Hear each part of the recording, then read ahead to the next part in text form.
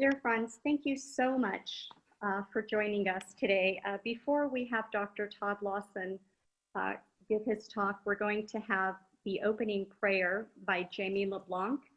But before we do that, we are 28 days to ending this year. And what this year has taught us is hope, courage, to truly have faith and inspire. So it is with special excitement that I'm pleased to welcome Dr. Todd Lawson as part of our special Dawn Breakers guest speaker series. Dr. Lawson has been a Baha'i since 1968. He is a professor emeritus of Islamic thought at the University of Toronto. From 1986 to 1988, Todd was the first research director of the Association for Baha'i Studies. In 2014, he was awarded the Distinguished Book Prize by ABS for his study of the Qayyumu'l Asmá, Gnostic Apocalypse in Islam, Routledge 2012. Todd has written numerous articles and books on the relationship between the Baha'i faith and Islam, Quran commentary, Sufism, and Shiism. In 2018, he published the first full-length study of the Bab's earliest extended composition, the Tafsir Surat al-Baqarah, entitled Intimacy and Ecstasy in Quran Commentary. His most recent book, Being Human, Baha'i Perspectives on Islam, Modernity and Peace, was published by Kalimat Press in 2019. Todd lives in Montreal with his wife, Barbara. Have you ever wondered how a speaker can share his wisdom and, like water, allow us to nourish so that we can grow with the sacred words uttered by the beloved? Before I welcome Dr. Todd Lawson, Jamie, if you could please unmute yourself for your prayer, please.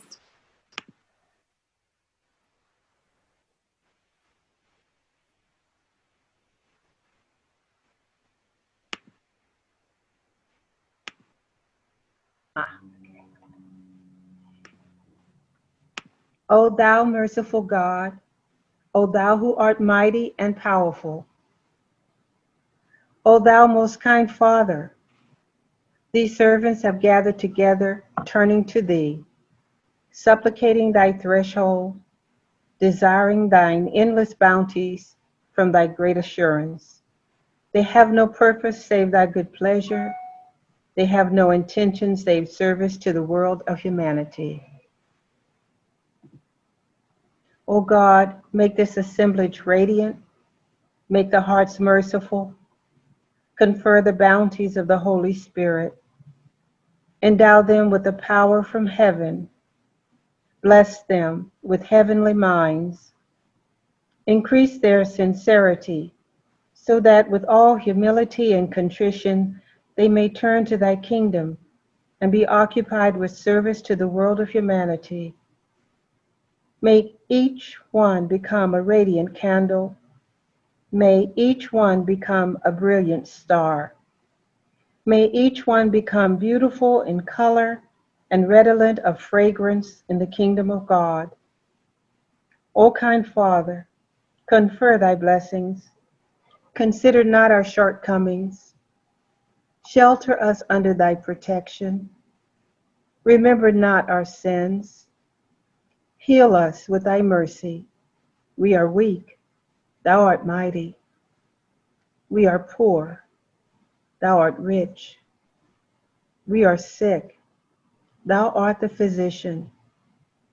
We are needy, thou art most generous. O God, endow us with thy providence. Thou art the powerful, thou art the giver, thou art the beneficent. Abdu'l-Baha. Thank you. And if we can please go ahead and welcome Dr. Todd Lawson. Thank you very much. Thank you, Nida. This is a wonderful series you're organizing. It takes a great deal of work, but we all benefit enormously from it. So we're all extremely grateful to you. And I'm grateful and honored that you've bothered to ask me to come in and say a few words in your course on the Dawnbreakers. The Dawnbreakers, beautiful, beautiful book. And I'm envious of the people who are following the course. And I hope many of them are here. And we'll, at the end, when we have some conversation amongst ourselves, be able to add to what we're talking about this evening and enrich everyone's understanding of the topic. So there's, in an attempt to be organized, something that I'm not naturally inclined to, I created a PowerPoint. And, you know, the reciprocity of the creative act, it's created me in the process, or recreated me. And I think I'm getting used to it. But unfortunately, there are a lot of slides. So if it becomes too tedious, somebody send me a discreet chat message and I'll stop reading them out to you and we'll just talk, which is what we normally do anyway. So shall we share the screen now? Yes, please. Mm-hmm. Okay. Let's see. All right.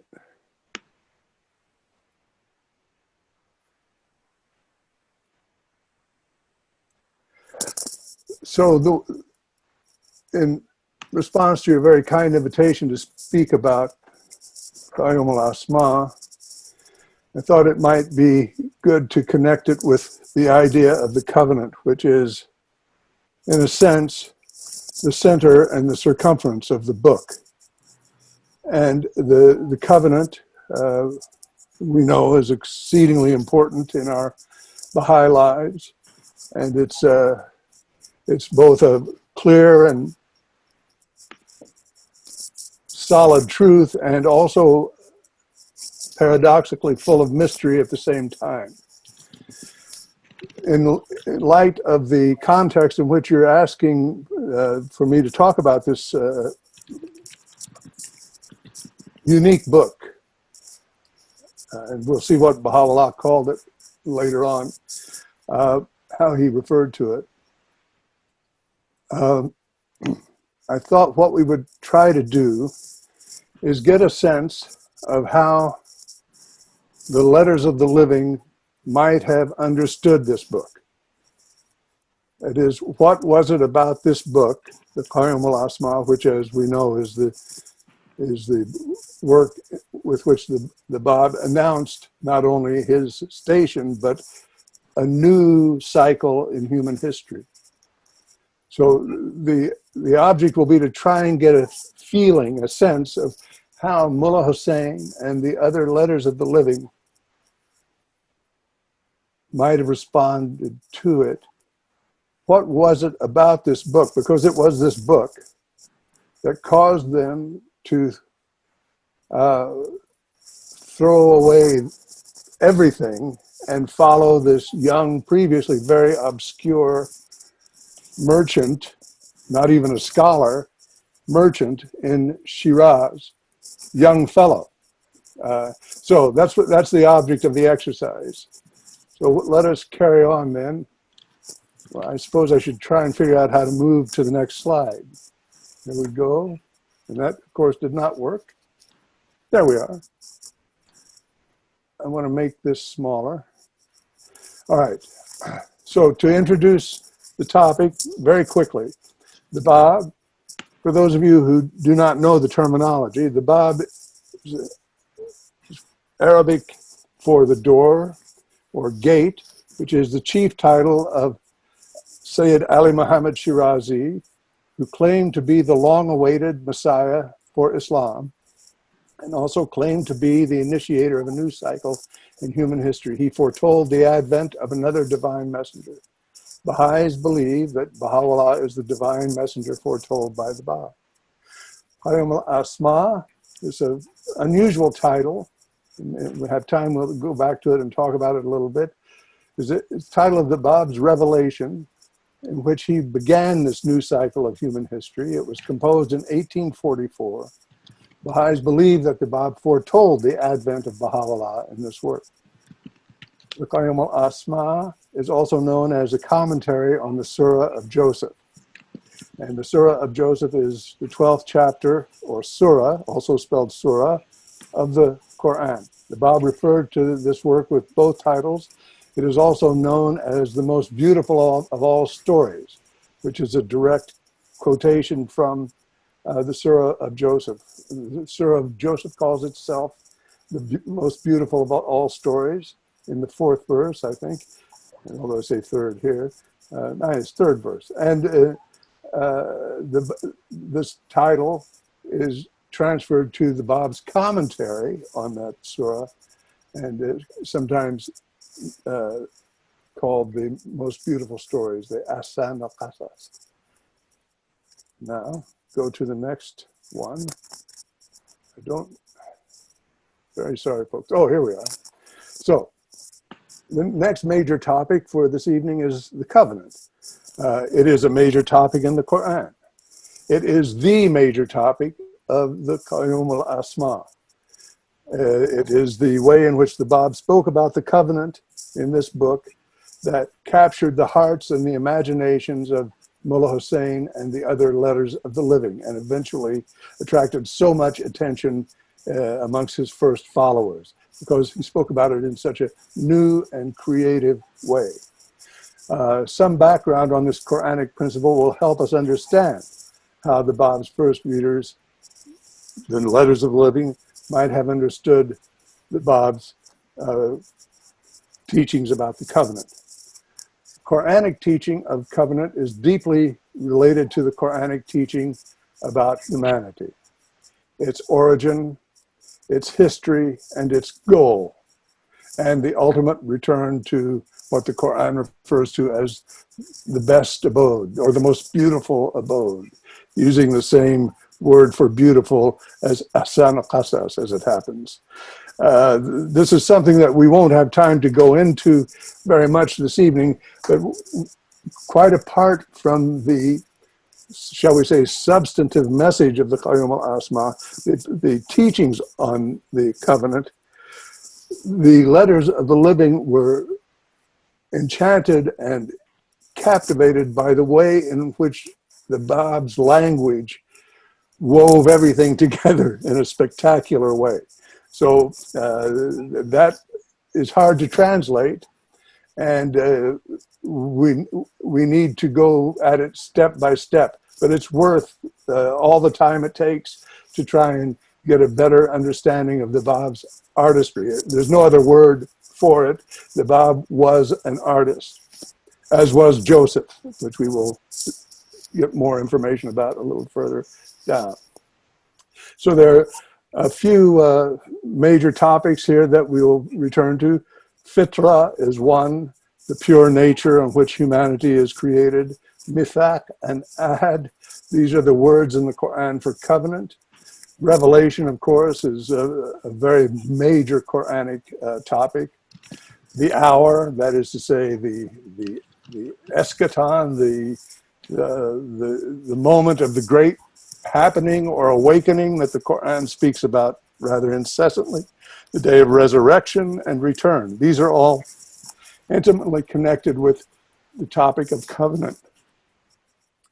Then the Qayyumu'l Asmá itself, Baha'u'llah referred to it as the first, the greatest, and mightiest of all books. He doesn't say, by the way, the first, greatest, and mightiest of all of the Bab's books, if you notice, or anything else. He says it's the first, the greatest, and mightiest of all books. I misquoted him a little bit here, forgive me. We want to talk a little bit about the prelude to the revelation of the Qayyumu'l Asmá, and that has to do with the book that Neda so kindly mentioned, in which I analyzed this earlier, very long Quranic commentary written by the Bab, the commentary on the Surah of the Cow. And in there, one of the themes that keeps appearing over and over is the Bab's reference to what is required to enter what he calls in that book the house of glory, which is the house of, basically the house of the covenant. So this is where the notion of architecture begins to come into the talk, and I hope we'll be able to refine it a little more as we go by, as we go on. So the striking thing about the Qayyumu'l Asmá, and the thing that really got everyone's attention, whether positive or negative, is that it's represented as a new Quran. And of course, we all know that there's nothing more scandalous in the Islamic context than to try to attempt to imitate the Quran or to suggest that it can be copied or imitated. So this was an extremely audacious gesture on the part of the Bab, which he was fully aware of the audacity and the danger involved in doing something like this, yet he did it anyway. But without going too much further into that, we'll just say that bear in mind that it's in the form of a Quran. And it's the only time that this has really been done on such a scale in the history of Islam. So this is something to remember as well. The contents of this Qayyumu'l Asmá revolves completely around the Surah of Joseph, the 12th Surah of the Quran. And Joseph emerges as the central personification or emblem of the covenant, and what we might think of as an ecology of the imagination. You know, Joseph is famous in the Islamic tradition for a number of things. One of them is his creativity and his imagination, the way in which his own mind seemed to meld with the mind of the divine creative energy of the universe. So now let's see if I can go to the next page. And of course, oh, there we are. So to begin with the Quran, let me make sure I can see what time it is here. We're all right, I think. Revelation in the Quran. So the Quran is more about revelation than any other topic. It's God, of course, is very important. The prophets and the messengers are very important. The stories of the histories of various communities, very important. The laws and the regulations and the prayers and so forth are all extremely important. But what emerges as the most vital topic is the insistence that revelation is occurring, that God is speaking to humanity. So this is a revelation from the unknowable God to humanity through a divine messenger. This is the Quranic paradigm. Revelation has occurred, furthermore, according to the Quran, in all human communities throughout history. There is no human community that has ever lived in the vast history of the planet that has not been blessed with a divine messenger. This is a very revolutionary, radical reading of human experience on the planet. The Quran mentions maybe 28, 25 to 28, depending on who you count and how you count. No less than 25, and certainly no more than 28. It's interesting that this number sort of approximates the number of letters in the alphabet. I find it helpful to think of the Quranic divine messengers as sort of an alphabet of divine reality, and that the various aspects of the divine message are represented by these individuals over time.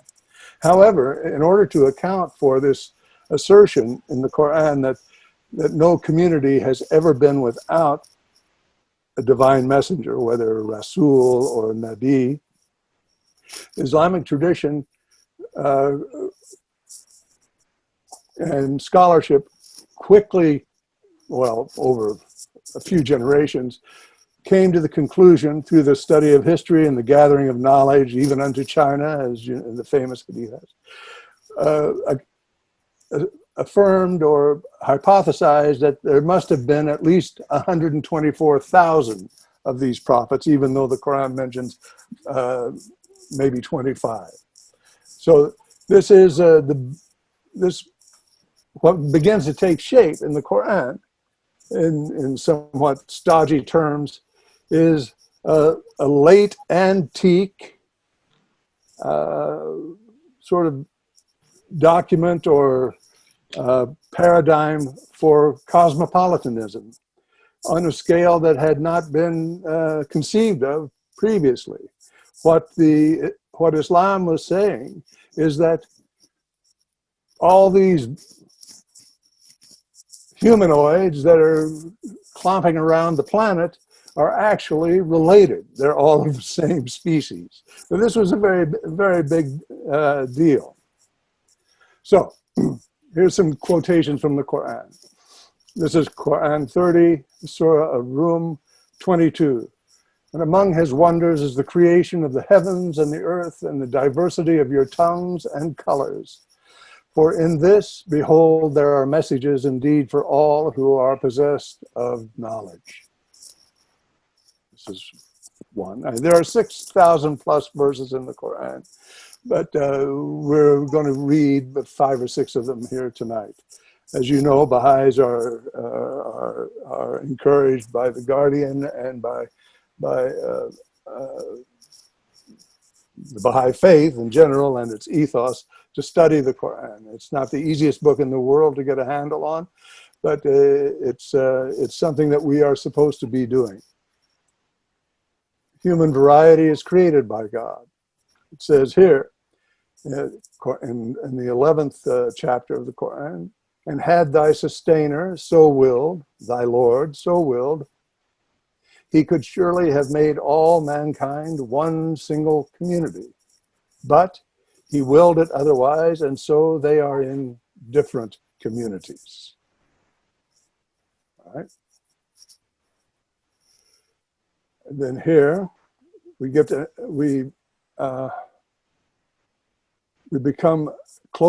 closer to the reason why God did not choose to create us all in one community.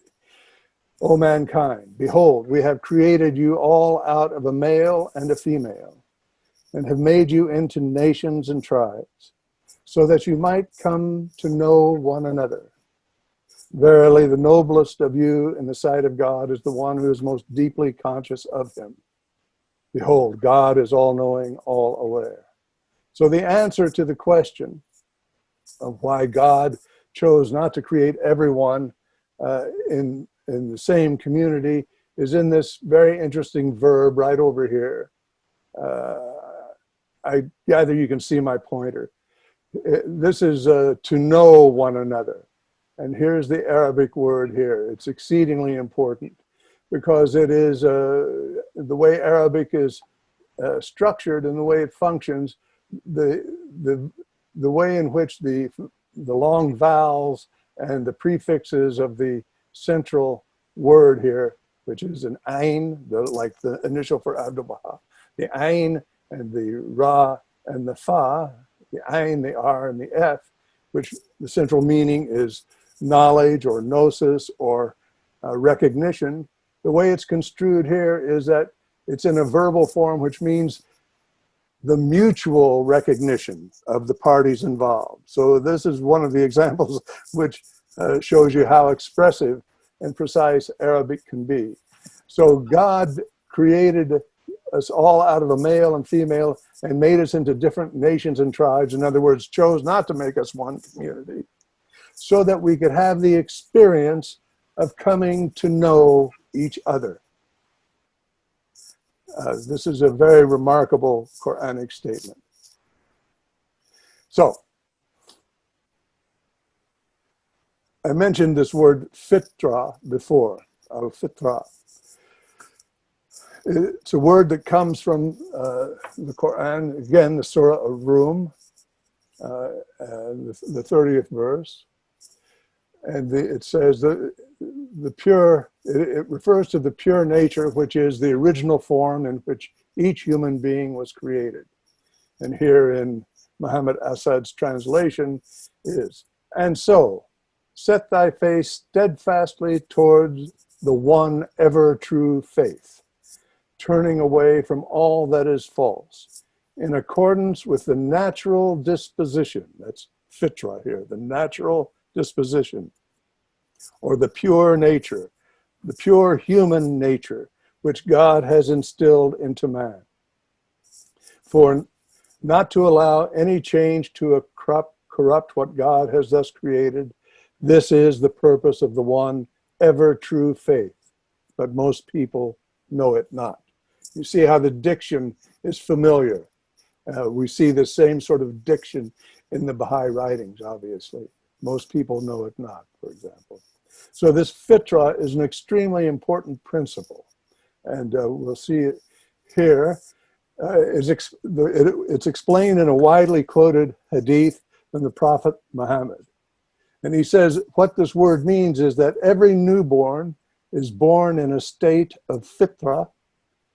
That means that it is his parents who then make him, or later make him or her, Jewish, Christian, or Sabaean.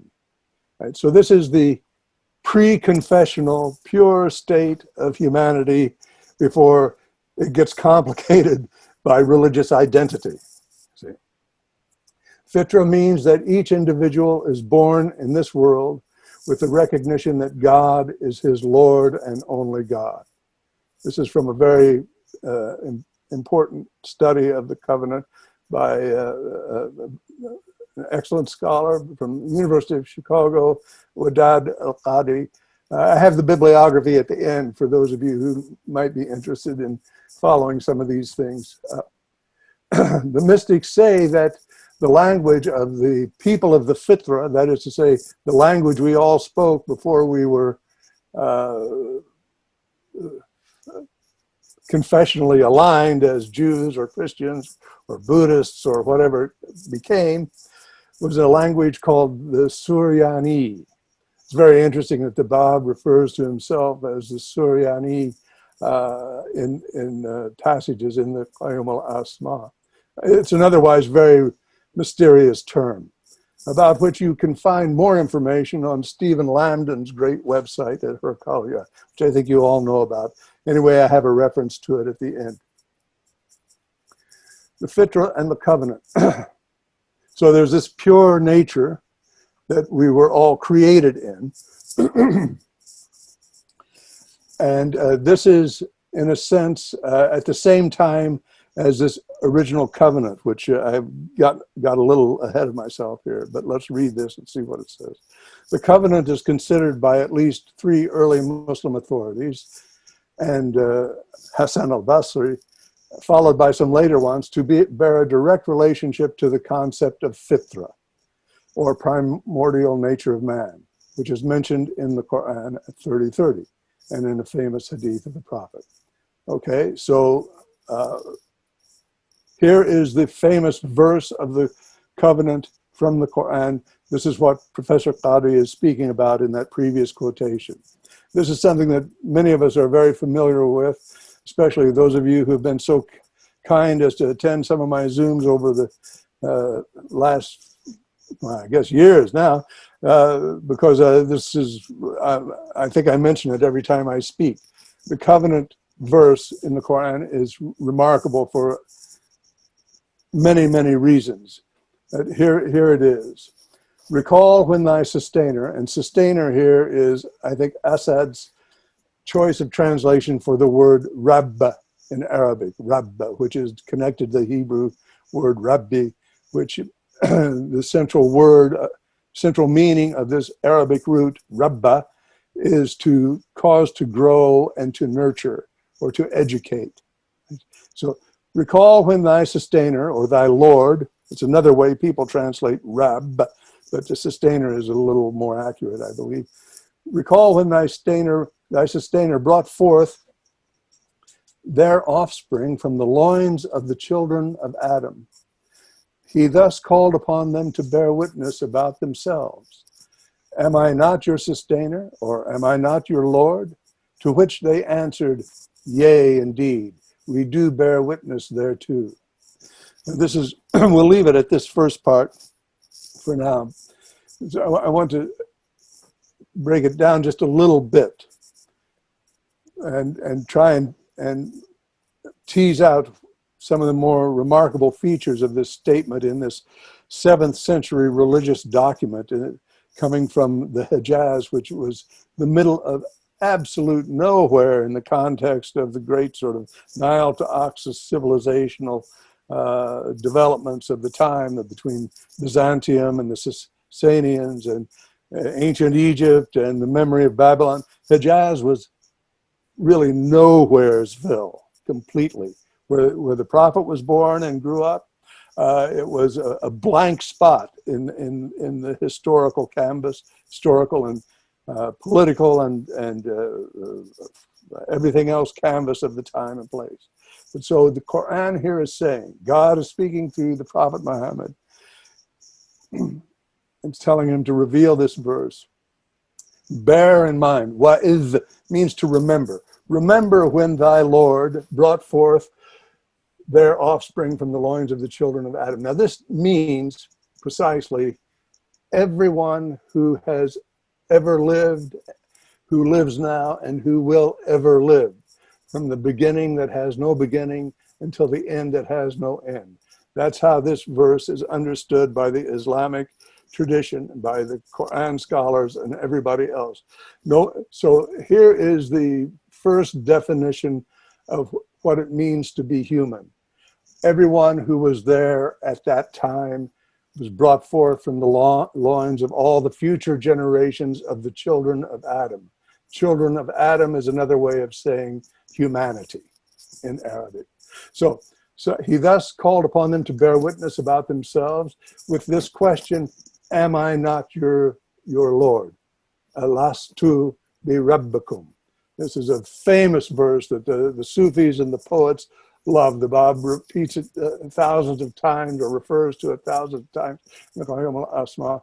It is the Arabic word alast here, alastu, becomes the name for this verse. It's called the verse of alast.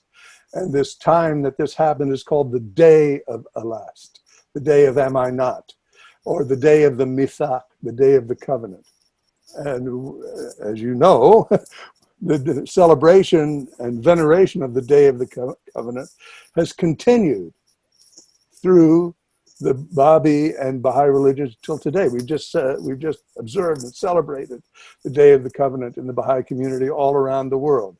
We don't necessarily always refer to the Islamic background for this notion of the Day of the Covenant, but it is definitely there. And it's definitely something that Baha'is are educated about. So, am I not your Lord? And they all answered, yea, indeed. We do bear witness thereto. This yea, indeed is here, bala.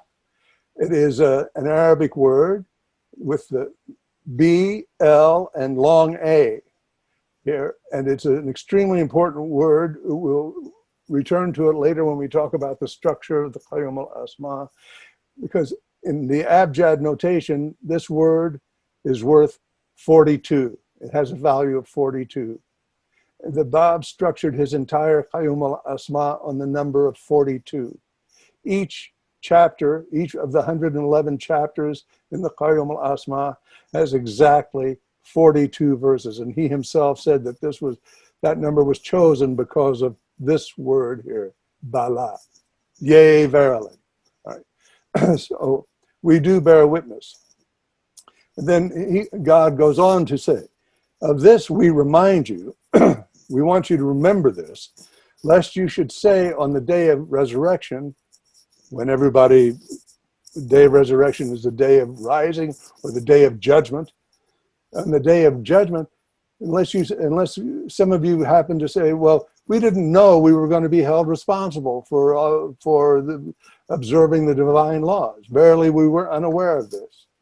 Or lest you say, God continues, we're reminding you of that day that happened at a time before creation, of both time and place, by the way. Or lest you say, verily, it was but our forefathers who, in times gone by, began to ascribe divinity to other beings beside God, and we were but their late offspring. Wilt thou then destroy us for the doings of those inventors of falsehood? Everyone who has children will see some familiarity in these words from humanity, trying to make an excuse for themselves when God says it's time for you to pay up and come clean. And they said, well, we had no idea we were supposed to close the door, make the bed, wash the dishes. We didn't really know. We thought you were talking to somebody else. Right? So this is a touching and beautiful and in some ways very tender depiction of God's relationship with his children, humanity. And as you know, there are dozens of names for God. And they say 99, but they're really probably 99,000. And our idea of the greatest name is connected with the tradition of the names of God in the Quran, because they're not only names, they're also attributes. They tell us things about the way God functions in the world. But the name and attribute that is chosen for this particular scenario is precisely Rabb, which is teacher, like rabbi, or educator, or nurturer. So God is trying to train the children to behave out of love. Speaking of divine attributes, you know that the most important divine attribute in the Quran, by importance, I mean the one that's mentioned the most, is the ones that you're familiar with from the translations and perhaps reading the Quran in Arabic yourselves. That is to say, it's translated into English frequently as the merciful, the compassionate. In the name of God, the merciful, the compassionate. You know, this little prayer, which it begins every surah of the Quran except one. 114 surahs in the Quran, and only one doesn't have this as the opening. Rather than get distracted as to why that one may not have that that formula, I just want to spend a little time with the words merciful and compassionate, because both those words come from the same Arabic root, which is RHM, Rahma, which means mercy, but it really means unconditional love. It has a maternal aspect to it. And this is it comes from the word for womb, as a matter of fact, in Arabic, Rahim, which then is transmuted by the Quran into a divine attribute. So God, as Lord, as nurturer and sustainer, and as the one who shows unconditional love and mercy and forgiveness to humanity, combines these, what might otherwise be thought maternal attributes. It's a very interesting aspect of the Quranic theophany. Ibn Abbas, who was one of the early Quran commentators, cousin of the Prophet, he was born 619, is considered frequently the first commentator on the Quran, is quoted here as saying that those of them, that is to say mankind, who reach the time of the latter covenant and fulfill its charge, wafa bi, benefit from the first covenant, while those who reach the time of the latter covenant and do not fulfill its charge do not benefit from the first covenant. And whoever dies young before he reaches the time of the latter covenant dies in a state of fitra, the primordial nature. I quote this here right now to just point out this rather unusual statement. The scholars are not in absolute agreement about what the latter covenant refers to, but it's a very interesting, in the context of our discussion this evening, interesting statement from this. There's no more highly venerated Quran scholar in the Islamic tradition than Ibn Abbas. And this is in that book by Wadad al-Qadi. So he's thinking of a second covenant in connection with the first covenant in the context of the passage of time. So that's just sort of a brief aside. All right. So following the teaching of the covenant, in which all humanity is gathered in one place, and again, another aspect of this gathering of all humanity in one place in the presence of God is not so much to tell us about how fabulous and great God is, although it does do that, and these special attributes of lordship and nurturing and educator and teacher and unconditional lover of humanity. These are all extremely striking and important things, but this is not the only place in the Quran where those attributes are featured, and it really doesn't need to be proven. But what it is unusual about this scenario is that it is the only place anywhere in the experience of the audience or of the imagination or of the Quran or of any other scripture where all humanity is gathered in peace and harmony in one place. And this is a very powerful vision to be propounded at this very interesting point in history in the 7th century. And it's a vision that characterizes Islam throughout its career, and it's a vision that Islam has bequeathed to the Baha'is as well. There's no doubt about it. It just doesn't occur anyplace else. It's very striking and very important. So the real stars of that particular scene precisely are humanity itself. And thinking about how it might have struck the first hearers of the Quran, one can only assume that it seemed utterly impossible, because the territory, the terrain, the cultures that these people were familiar with, those who managed to travel out of the Hijaz and to Byzantium or down to Yemen or over to Mesopotamia, were all struck by precisely the variation of humanity and the frequent conflicts that are part of that variation.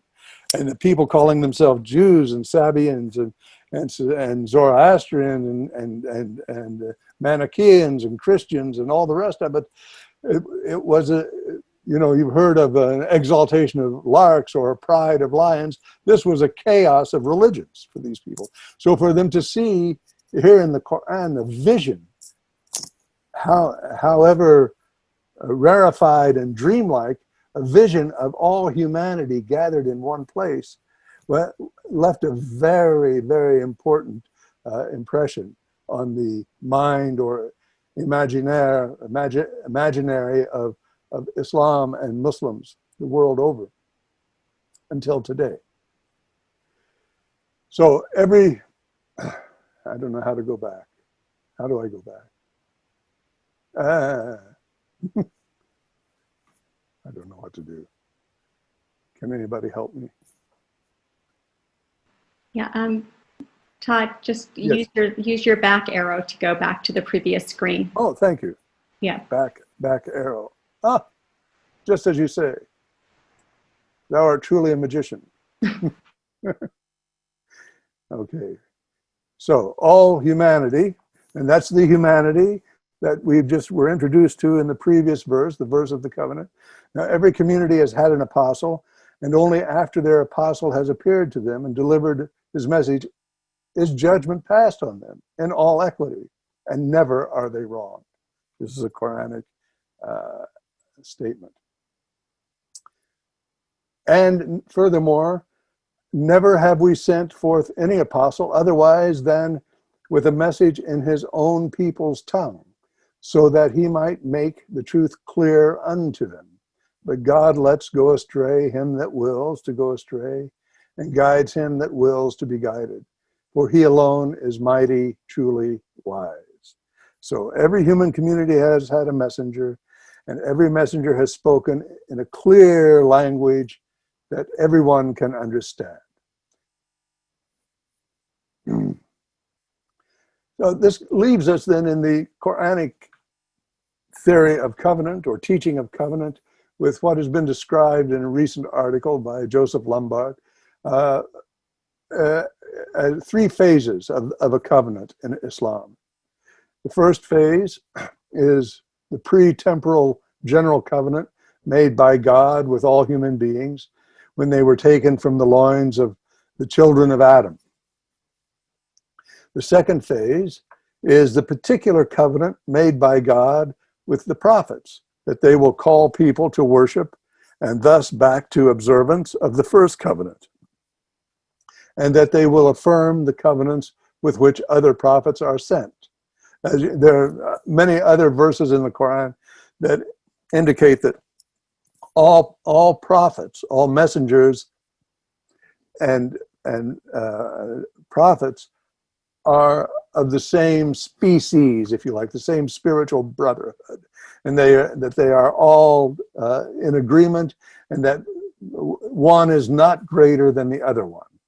So this is another very progressive teaching in the 7th century, late antique welter of humanity that Islam would break upon and change forever the idea of civilization on the planet, from the Atlantic Ocean to the Hindu Kush Mountains within 100 years of Muhammad's death.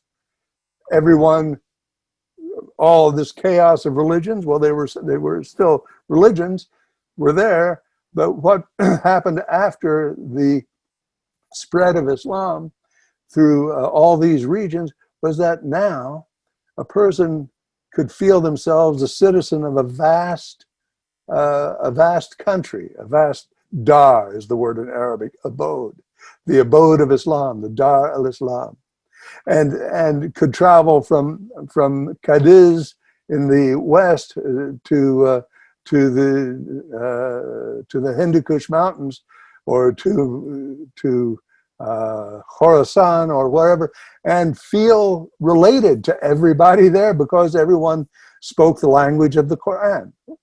They may not have spoken Arabic, but they spoke the language of the Quran, the symbols, the idea of covenant, the idea of fitra. All of these things were now held in common. It doesn't mean that there was no more war or conflict, but things had been changed forever. The third phase of the three phases of the covenant is that human beings choose one of the particular covenants with which God has sent the prophets as a recognition and renewal of the general covenant that they had made before time. So this is one understanding of the covenant teaching in the Quran. Well, however we understand it, with the Quran, the idea of humanity is changed forever. It's expanded and enriched. The humanity is no longer bound by linguistic considerations, as we've seen in the Quran. People are created with different languages and different colors and different tribes and different nations. It's no longer racial. Humanity is not a tribal thing. It's not ethnic. It's not even geographic. All humanity shares the same epic history and is on the same epic journey from creation to revelation to return. And that the idea, of course, is to return to the original state of harmony that is depicted in, for example, the verse of the covenant we read above. The epic poet, you could further sort of speculate, is now the prophet, Muhammad, and the epic poem is now the Quran. It became the epic of that huge multifarious civilization that we just described, the one that was implanted on the earth and changed the world forever and continues, in fact, to change the world. Excuse me.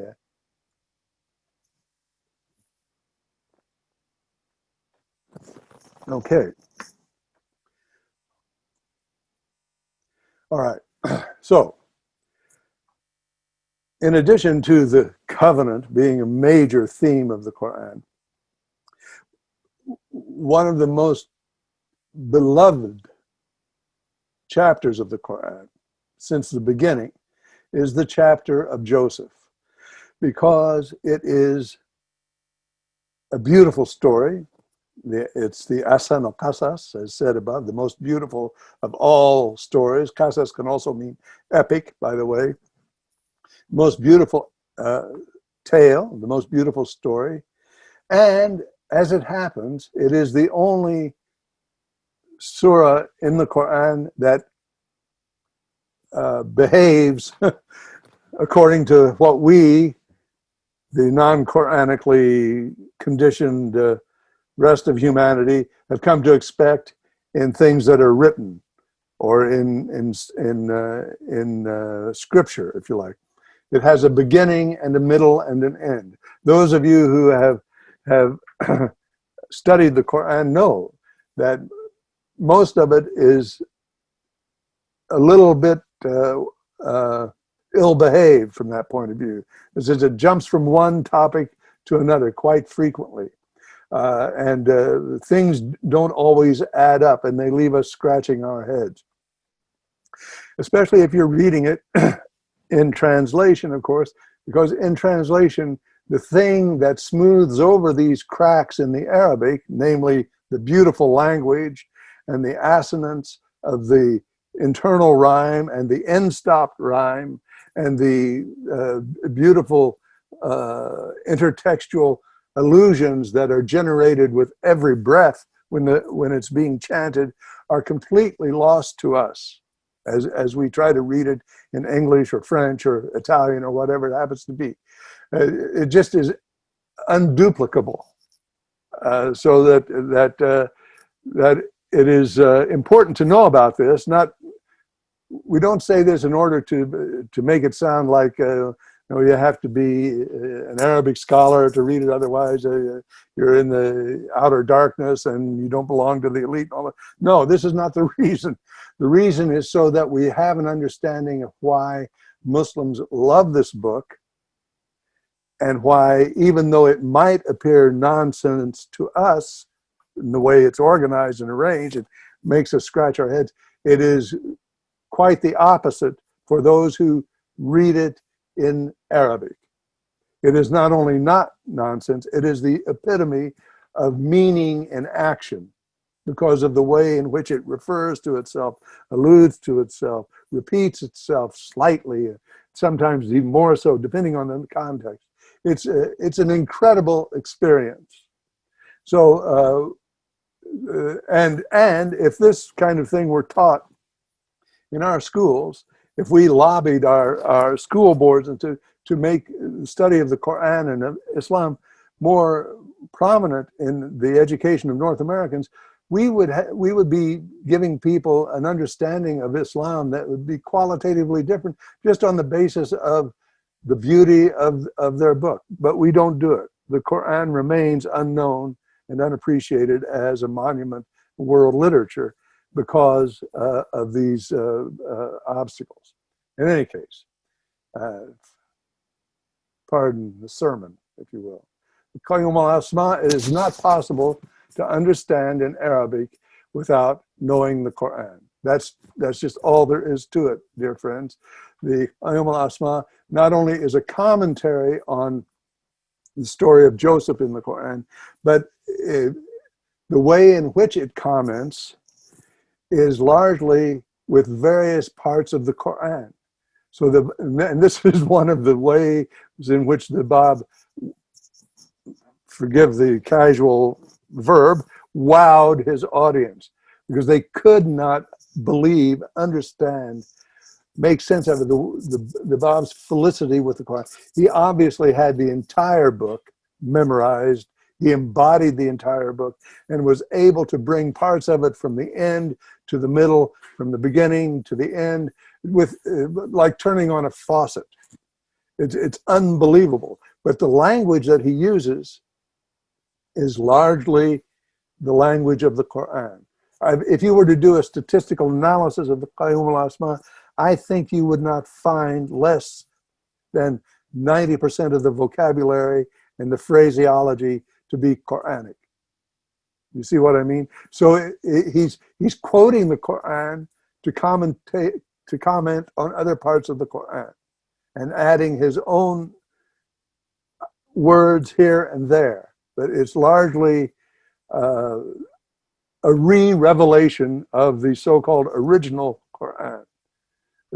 To his audience, the Letters of the Living and later others, what this implied or said was that this very unusual book is that book which was prophesied by the Imams in the following terms: that when the Qayyum comes, he will bring a book that is a terrible challenge for the Arabs, because that's what it is.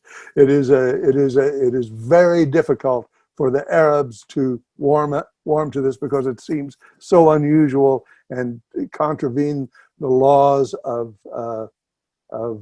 composition.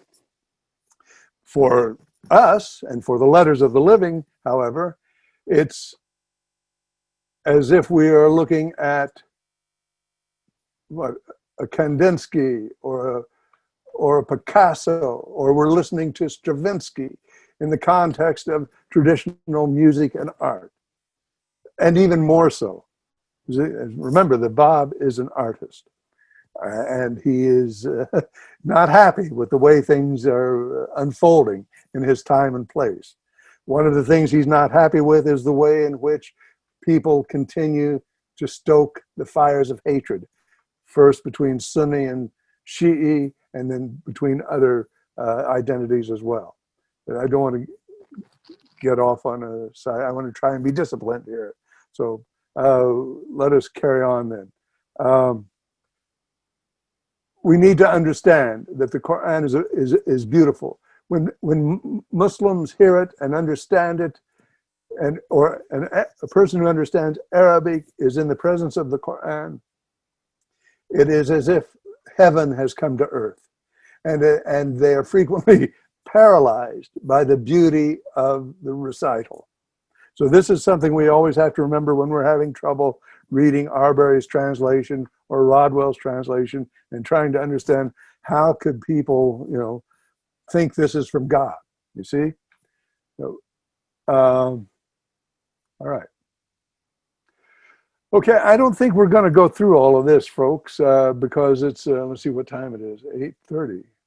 And I think we have until 9, yes? So let's try and move along. These are the scenes of the Surah of Joseph, and I put them here because, not only because it's important for the Qayyumu'l Asmá to know what happened in that surah, but you see also here that there are implications in these scenes for the lives of both the Bab and Baha'u'llah. You see how the life of Joseph is reflected in the life of the Bab and also in the life of Baha'u'llah. But that will be the topic for another evening. There are 20 scenes that I've listed here, and sorry, but we have to move along. Anyway, outside of and Joseph is very important in especially Persian culture, but certainly not only in Persian Islamic culture. But this is what we'll concentrate on today, because what we want to do is get an idea for how Bob's audience, all of whom were Persian Muslim senior graduate students or young professors, shall we say, highly educated, not only in the religious studies of Islam, but also in poetry and literature. There's no firm dividing line. In many cases, poetry is considered kind of a revelation light, if you like, in the context of Persian intellectual history. With the great poets of Rumi and Hafiz and Sami and all of these people, they're read as if they are spiritual teachers. So when we see, for example, in a Mathnavi ascribed to Firdausi, who's the author of the great Persian epic, and we don't know if it's really his Mathnavi, his poem or not, but whoever wrote it said that God's wish to comfort Muhammad for the future suffering of his grandson Hussein is said to have been the reason for the revelation of the Surah of Joseph, for example. These are just minor little details that help fill out our understanding of the context in which the Bab composed his commentary on the Surah of Joseph. A major theme is Jacob's love for Joseph in the story, and the poets go back to this over and over again. And Jacob's loss of Joseph and the reunion of Joseph and Jacob. Joseph is also a major figure in the Conference of the Birds by Attar, the famous book. Joseph figures in these, what do you call these in English? Taziyah performances. You know, when they re-perform the martyrdom of Hussein during the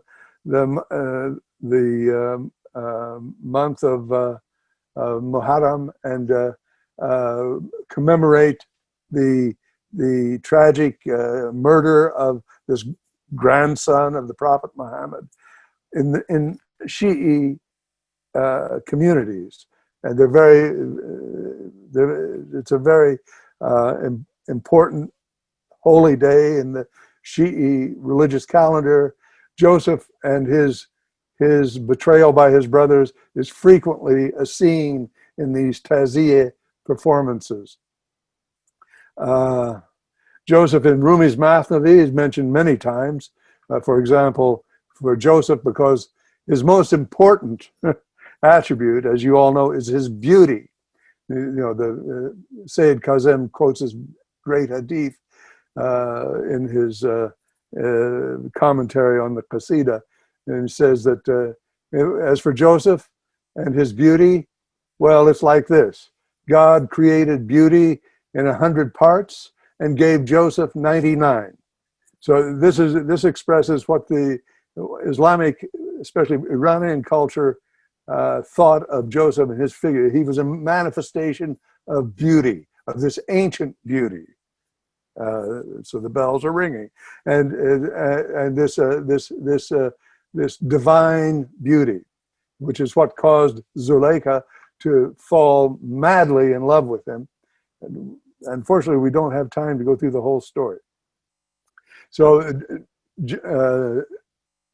in that case, it's said somewhere in the Mathnavi that for someone like Joseph, the only possible gift you can give them is the mirror, so they can look at themselves, because nothing else is worth looking at. And this is this idea of beauty. It's a sacred beauty that is sacramental, in fact. And it's a beauty that ultimately, in the mystic consciousness, suffuses all of creation. But the mystic has to go through various stages and spiritual growth in order to come to that perspective. The theme of Jacob's weeping for Joseph until he washes the faculty of sight out of his eyes is also a frequent reference in the poetry. And of course, Joseph's imprisonment. All of these things and many, many more. We're only giving this the very tip of the iceberg here, is to point out that there is a confluence, interestingly enough, especially in this book that was published in around 1830, maybe a little later, maybe a little earlier, called the Yusufiyya, in which Joseph and Hussein the martyr Hussein are spoken of in the same breath, as it were. They are mirror images of each other. So this is just on the brink of the Bab's composition of the Qayyumu'l Asmá devoted to Joseph. Well, let's see what that said. Oh yes, remember when Baha'u'llah was in the prison, this famous verse, they chanted to each other. This has a Josephian resonance, according to the classical poet Qaqqani, in which he speaks of the story of Joseph to elaborate on the verse, Quranic verse, "To God we belong and to him we return." Because Joseph was kept in prison, the soul, the human soul, is the Josephian prisoner in the physical prison or pit well in which he was thrown down, the cage of the body, and this dismal world of matter. And recall that this "to God we belong" and to him return was recited in the Sia Child. So with this Josephian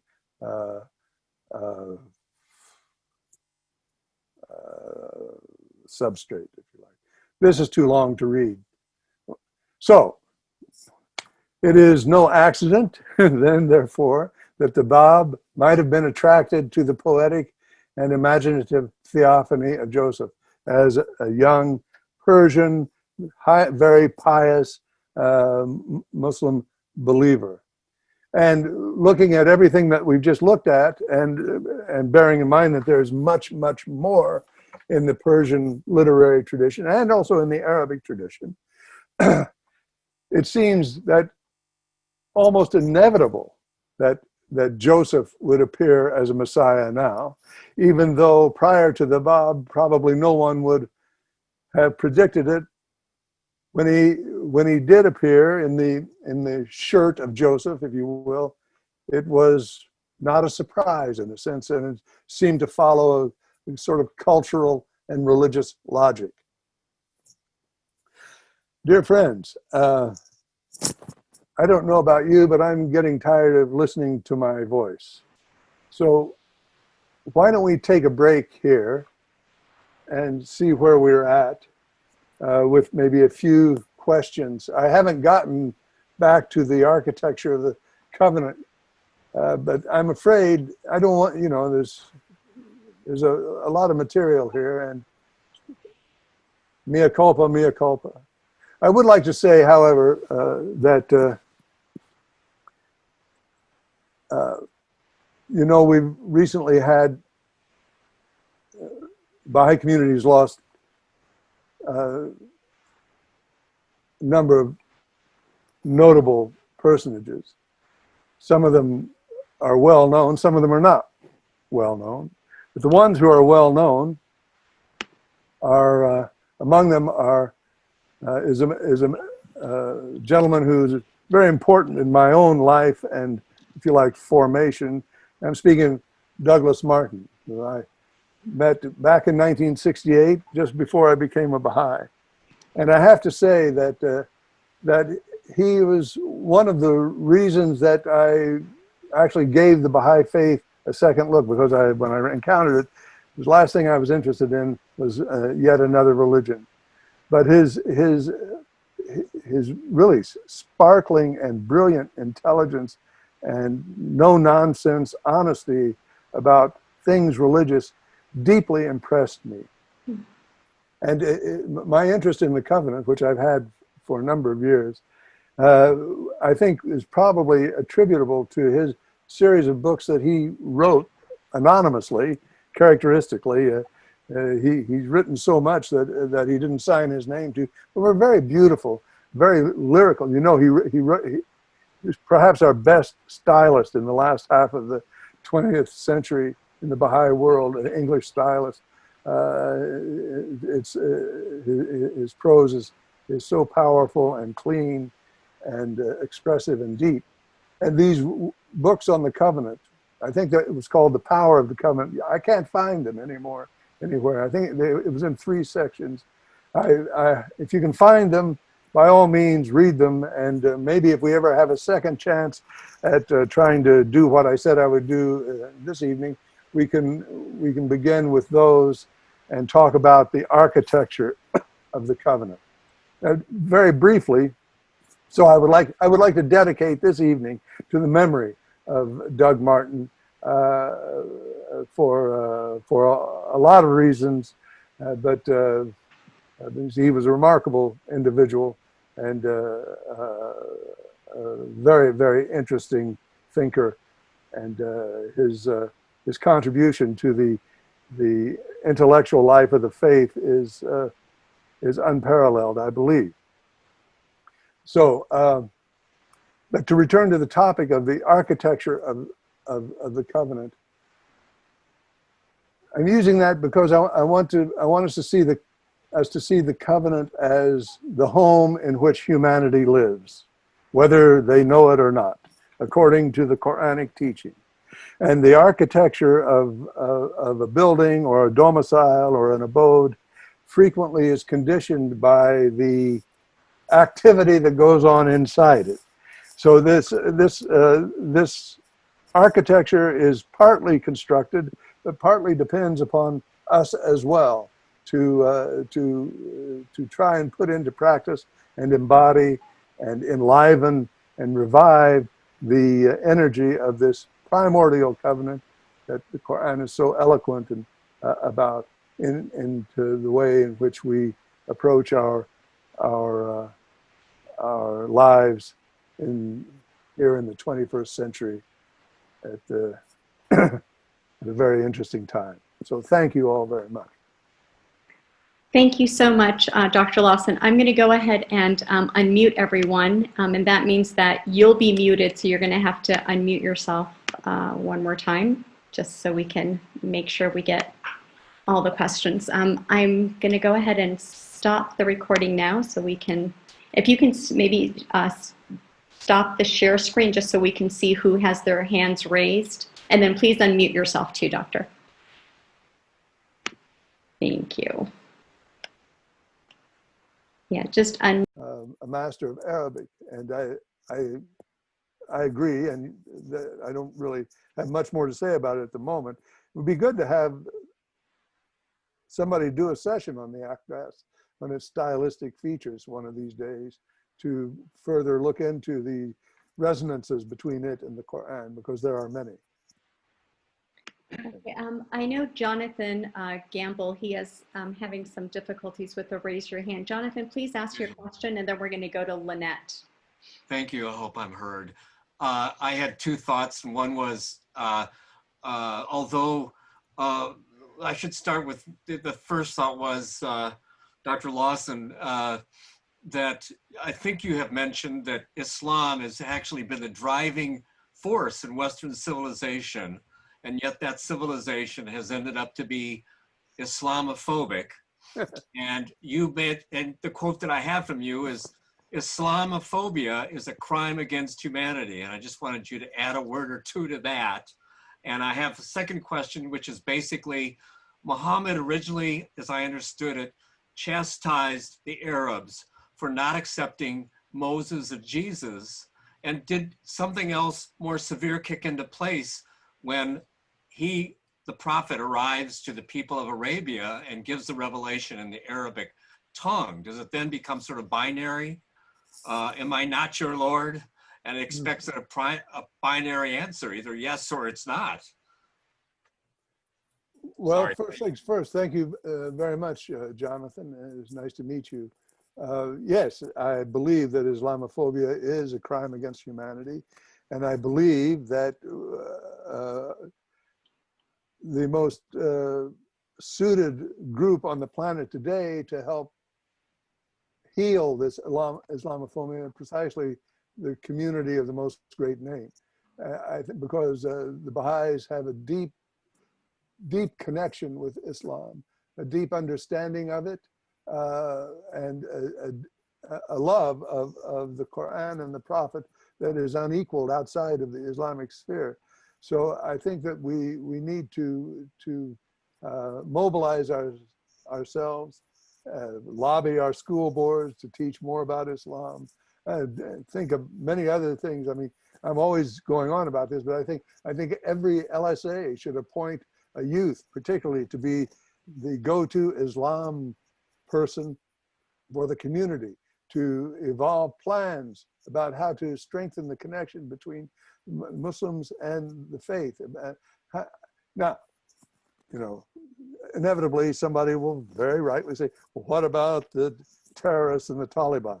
By the way, the Letters of the Living were also called Taliban. It only means students, Taliban. That's all it means.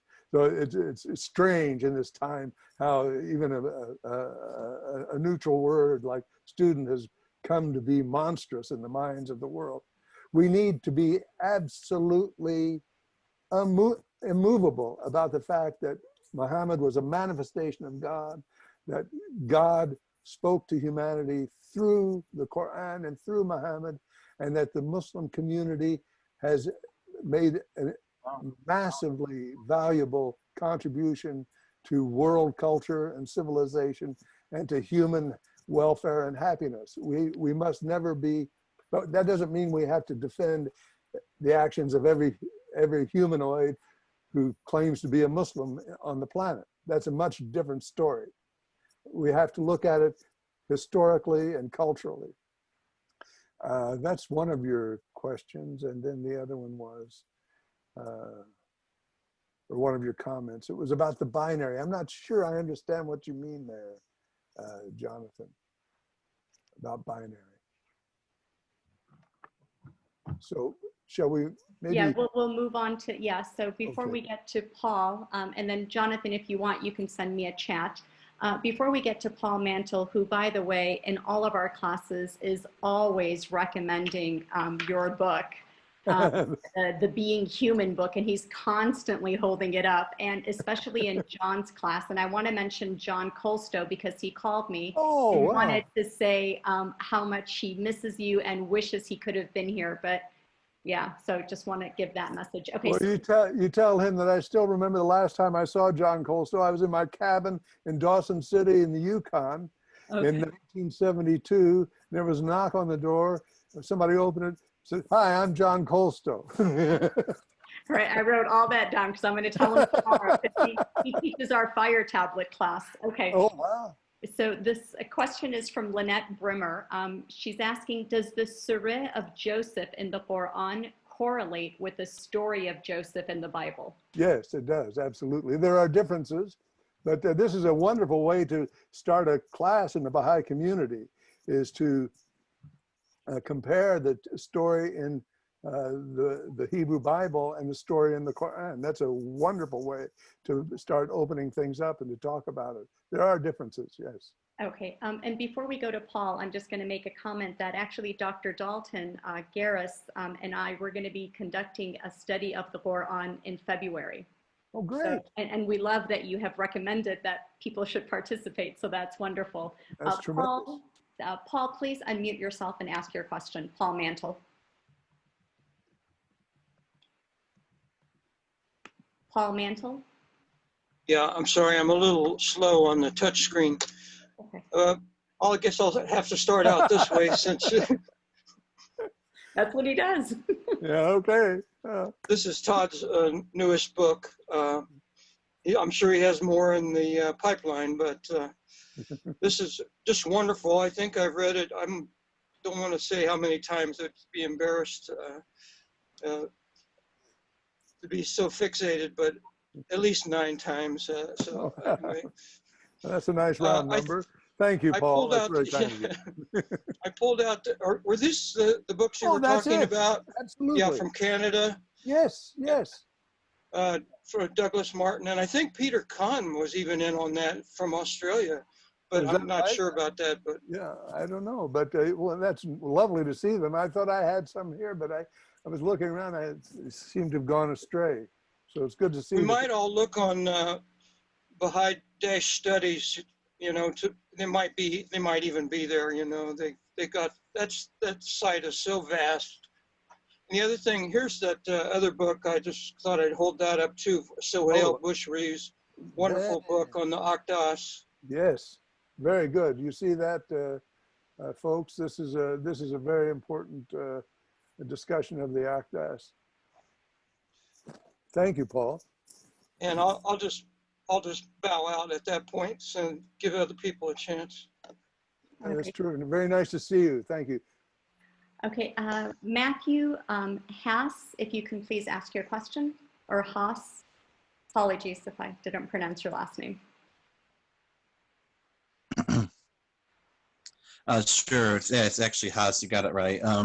This is kind of more of like a personal nature, but what would you, I guess, advise for someone whose Baha'i community maybe is not so great on the Islam issue? Because that's kind of what my experience was. Is I actually came from a Muslim background. I converted to Islam, but then I became a Baha'i later on, and it seemed like people were happy that I became a Baha'i, but then they realized that I never stopped talking about Islam, so that was kind of an issue. And it was almost like they kind of it seemed like they kind of felt like I was sort of like rubbing it in their face a little bit. And so that's kind of like not really an academic question, but I was just wondering what you would say about that. And by the way, I actually did, because you mentioned the whole thing of like having like the go-to Islam person of the LSA. I actually brought that up like 15 years ago. I was like, hey, I could be the, you know, that guy or whatever.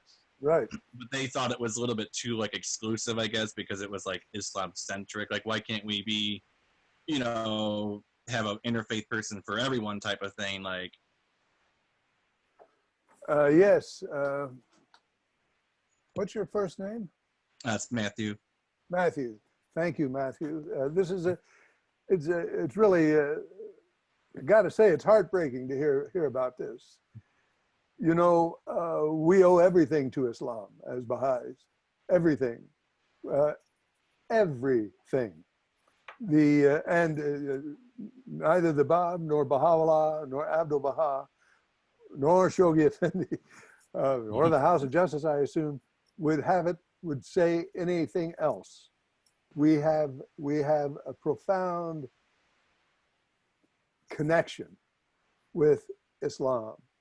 We have, because of the covenant, precisely, and because of history, because it was there, because the Bab was a Muslim, Baha'u'llah was a Muslim. Abdul Baha went to the mosque every Friday of his life. He was, they were in it. They were trying to bring out the teachings of Islam that would apply to a universal civilization. And in the process, of course, the revelation brought in new aspects of this project. But they were devout Muslims. To suggest to there was no one in the history of the planet who loved the Quran and the Prophet and the Imams more than the Bab. Ever. you only need to read 5 words of anything he's written to see this and feel it. So you need to be patient with your community. you need to pray for them, and you need to. I mean, excuse me for the you need, but don't let it go. You know, everyone's heard of the Stockholm Syndrome. Yeah, well, you know, the Baha'is of the West suffer from the Stockholm Syndrome because we're imprisoned by this terribly materialistic, unfair, unjust, rapacious culture, and we take on their attributes many times. And one of the attributes, I'm afraid, is this Islamophobia that we see at the highest levels of our governments and cultural institutions and all the rest. It is getting better. It's gotten a lot better over the last 30 or 40 years, but it also stimulates a response. The Baha'is are the last place in the world where there should be even the smallest trace of this. So keep up the good work. Thank you. Thank you, Matthew. I have a question here from Jamie LeBlanc, the lovely lady who said the opening prayer. Her Yes. question is, does the Qayyumu'l Asmá only restate the story of Joseph, or does it give particular comments on it or add knowledge or understanding about the story? Yes, it's a terrific question. And thank you, Jamie. And thanks for the beautiful prayer at the beginning.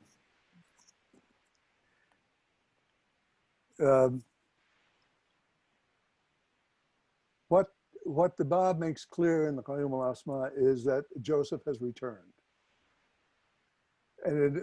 But for us to understand what that can possibly mean, we need to educate ourselves about the earlier Joseph, the Joseph that's in the Quran.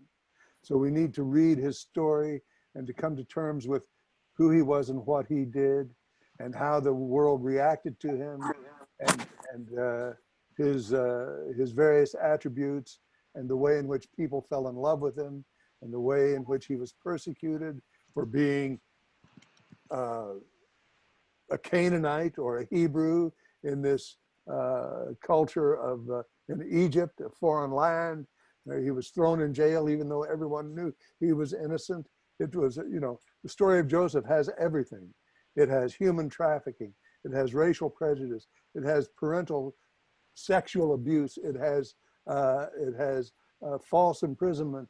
It has familial betrayal. It has heartbreak, love, and reunion.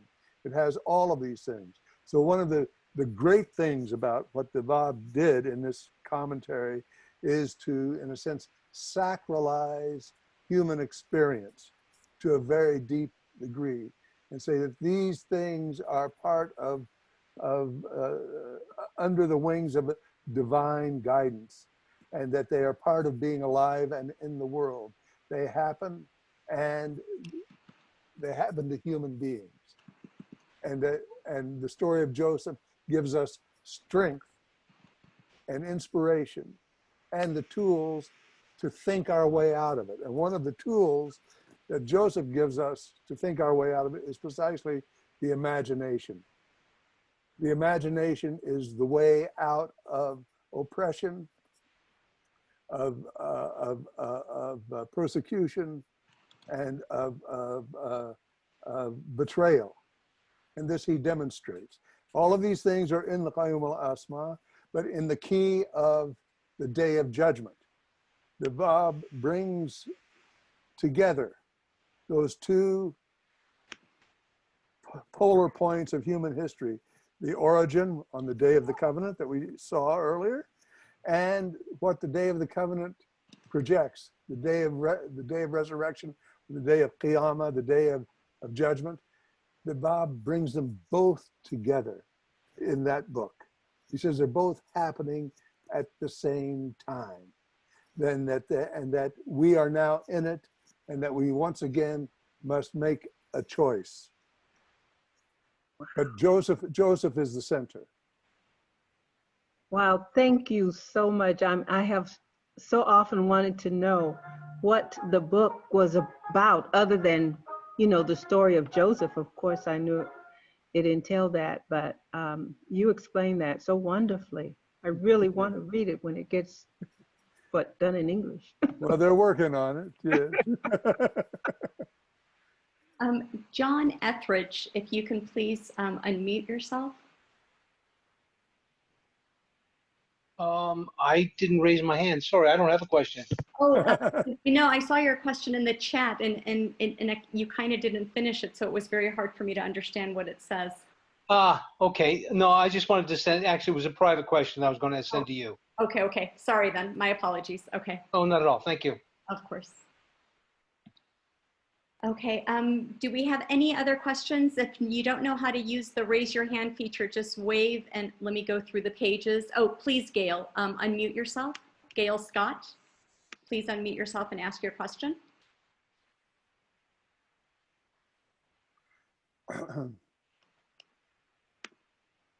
Gail, unmute yourself, please. Oh, okay. There you No, go. how do you raise your hand? I've never done that. Okay, well, we'll go through that lesson later, but please ask your question. No, I didn't have a question. It's okay. Okay, Khosrow Salman, please. Hi, thank you so much. I just want to ask a question. I've read somewhere that the abjad value of Joseph is the same as Kolol Shay, which is Well, it's the same as Qayyum. Oh, is that the same as Qayyum? Yeah. Oh, okay, so I misunderstood then. Okay, thank you. That was my question. Okay, Derek Polk, please unmute yourself. Yes. You just mentioned that they're working on an English translation. Do you know if there's a timeline on when it may be released? No, and when I say they, I'm speaking very sort of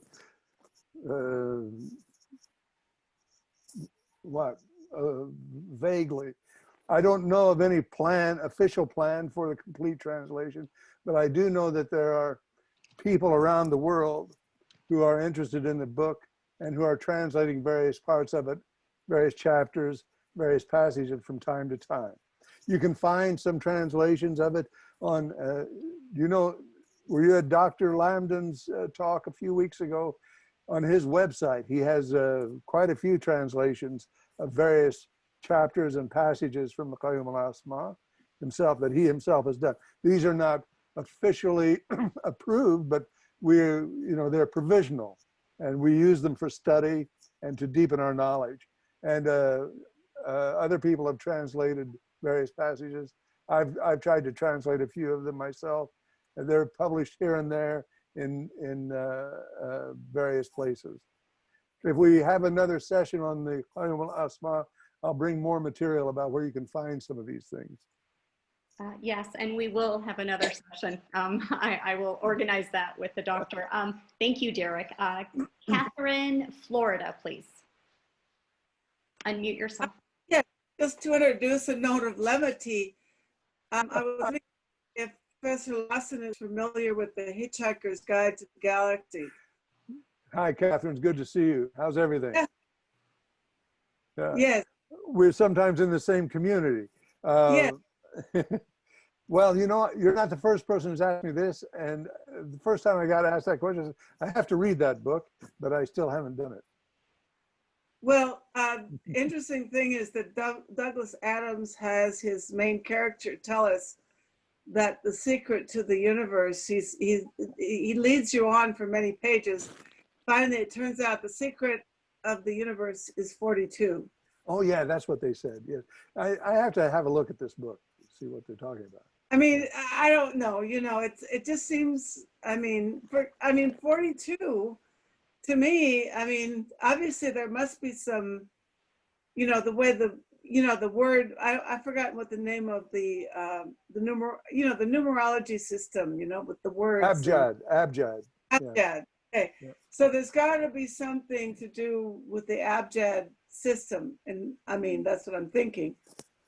But it's odd that of all the numbers in the universe, that this science fiction writer would have come up with this random number. Yeah, well, maybe it is random. Who knows? It's worth looking into. Thanks for reminding me. I've been derelict. Okay. Thank you so. Thank you so much, Catherine. I think I missed Frank Qualls. You had your hand up, so my apologies. Frank, please ask your question. If we assume that the Blessed Bob was Qayyum, and Qayyum refers to Baha'u'llah, then when you say something like Jamal Mubarak, are you thinking about Baha'u'llah's beauty is like the beauty of Joseph? Yes. Absolutely. That may not be all you think of, but you couldn't be amongst the contemporaries of Baha'u'llah and hear something like Jamal Mubarak without thinking of Joseph. Beautiful association to remind the friends. Thank you for that, Frank. Roberto Nothaft, please unmute. Roberto. Hello, Professor. Hola. Hola, ¿cómo está? Bien, gracias. In English, please. Oh. Actually, my question was also about the beauty. I was wondering, if there's a relationship between, well, so many that there are, between the beauty of Joseph and the blessed beauty. One having 99 of the 100 properties and one having all 100 of the properties. Yes. Yeah, well, of course. I mean, that's absolutely the case. This is the connection. It's the blessed beauty, which means it's a divine beauty. And this is what Joseph was the manifestation of. And this is what Baha'u'llah is the manifestation of. It's blessed or divine or ancient, Jamal al-Qadam. This ancient, pre-eternal, as in the day of the covenant beauty. Hey, thank you, Professor. And the other thing I was wondering is Jacob gave his preferred son this beautiful tunic, yes, which is, I guess, magical properties, or I think it had some properties of protection, of protecting Joseph somehow. I was wondering if there's a correlation between that and the symbolism of the covenant, which is designed to protect Baha'u'llah's revelation. Well, thank you. I think that's absolutely correct. We had this on the menu to speak about the cloak, the shirt of Joseph, or the coat of many colors. It is an extremely important feature of the Quranic story, and you notice that it's frequently referred to in the Baha'i writings. Think about it. How many times have you seen reference to the hem of the garment, or the garment, or the robe? These are all Josephian metaphors in the Baha'i writings, as are the references to perfume and scent and beauty that you see. Paul will tell you that there's a chapter in that recent book by Lawson on the subject of Baha'u'llah as the return of Joseph, which some of these things are talked about in more detail. And of course, now that I look at that article, there's much more that can be said. That Joseph is at the center of the Baha'i ethos and theophany. And as it happens, whether we don't always recognize this, but Joseph is also a type or model for the life of Jesus. And this was something that was recognized in the very early days of the church. And they frequently compared Jesus with Joseph. And if you think about it, you'll see many similarities in that story. So Joseph keeps reappearing with the renewal of the covenants over time. And the cloak, or the robe, or the garment is exceedingly important in many different ways. Yeah. Beautiful. Thank you, Professor. Thanks, Roberto. Good to see you. I have a question. Thank you, Roberto. I have a question here from Anna Goldstein. She just would like to know which English translation of the Quran is better, and which do you recommend? Okay, thank you. This is a terrific question. It's always good to see interest in reading further into the Quran. It's impossible to choose which is the best one. There are a number of very good ones, but all of them are abject failures when it comes to communicating the beautiful literary intricacies of the Quran in Arabic. None of them come close. They can't. It's impossible. It's like trying to play Beethoven's symphony with a church bell. It just cannot be done. But there are a number that are excellent. Muhammad Asad is excellent. Yusuf Ali, I love. It's very old now, but it's first published in 1938, which is the year that the Guardian instructed the North American friends to start studying Islam, 1938, Christmas Day in the advent of divine justice. So Yusuf Ali, Arthur Arbery, Abdul Halim is a newer one. There are many. There's a wonderful page, a web page, like a site, called Islam Awakened. Islam Awakened, and it has the virtue of listing about 40 different English translations for each verse of the Quran. Wow. Oh, it's fabulous. It's very, very good. Some of the translations are remarkably bad. Okay, that's true. But the ones that are good, Arbery, Assad, Yusuf Ali, Pickthall, they're all there and easy to read. And so it's very nice to have that facility. I tell the friends to read as many different translations as you can lay your hands on. Okay. And if you had to choose one, I would choose Yusuf Ali. The Guardian recommended Rodwell, and there's much to commend Rodwell. And one of the main features of the Rodwell translation is that he rearranges the text in chronological order. As you know, in the normal Quran, it's not arranged in chronological order. But I think the Guardian's interest in history and so on attracted him to that particular arrangement. Translation is also very nice. But I like Yusuf Ali also because it has the Arabic on one side, and it's beautiful to look at the Arabic while you're reading the English, because even if you can't hear it and understand it, you look at the Arabic, you get a sense of the connection of all the sense, because it's all connected together, unlike the Latin alphabet. You know, it looks like a flowing thing rather than a sort of cut up thing compared to the way the English is spelled. So I like to have it there, and people enjoy looking at it when they're reading. And if you know a little Arabic, it's nice to be able to look over and check the words. And there's also commentary in the Yusuf Ali translation. He translates the word Allah in his original translation as God, but the later editions have changed God to Allah for whatever reasons. But Yusuf Ali, in his original translation, called Allah God. And I think this is a good thing to do, to think of that word as God, because it means the same thing. And Allah just puts people off. Thinks it turns them into a terrorist if they read the word Allah. That's a joke. Sorry, everybody. Okay, we have one more question, and then we're going to end with one of your former students as a little surprise. So, Dr. Garris, if you would please unmute yourself, please. Yeah, I have noticed that from the Persian hidden words. Yes. Persian number 71. All right. Is where His Holiness Baha'u'llah says, "Call ye to mind that covenant ye have entered into with me upon Mount Quran." Then he goes upon Mount Paran. Then he goes into it a little more, which to me is an obvious reference to this fitra system or condition that we were first in. Right.